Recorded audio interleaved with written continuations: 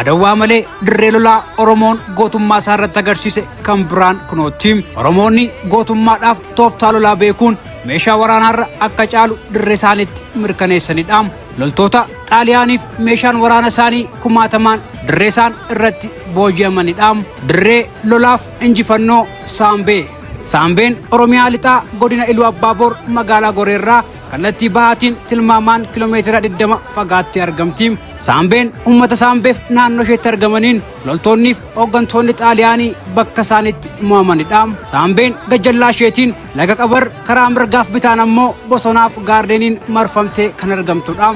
Bara 1933 akka lakkoofsa Itoophiyaatti mootummaan Itoophiyaa Haile Sillaaseen biyya laatii deebi'anii Sudaan akka ga'aniin batiloonni waraana Xaaliyaanii 12 ta'an Jimmaa, Kaafaa, Kuulloof Kontaarraa bakka jiranitti wal ga'anii gaara Goree qabachuuf yeroo socho'anitti uummanni Saambeef naannoo ishee Shaambal Wildiyaas Bullukkoo faana qindoomina uumuun riqicha laga qabar kukkutuun Xaaliyaanonni Goreetti akka hin ceene gochuu danda'aniiru. Yeroo kanas diinonni gaara Saambee irratti meeshaa waraana isaanii kiyyeessuun dhukaasuu eegalan. Yeroo kana dhukaasi cimaa gaafa deemu Wallaggaaf Shawaarraas uummanni waraanichatti hirmaachuun Oromoota tumsuu jalqaban. Waraana dheeraa boodas Xaaliyaanonni mo'amuu isaanii yeroo baran alaabaa adii ol kaasuun booji'amuuf harka laatan. Nu booji'aa jechuudhaanis sagalee isaanii iyyanii dhageessifatan. Waraanni faashistii Xaaliyaan hooggantootaa wajjiniin namoota 1585 booji'ame. Loltoonni Xaaliyaanii du'aniif madaa'an kumaatamaan yeroo lakkaa'aman, loltoonni Saambeef naannawaa ishee immoo kan du'an dhibboota qofaan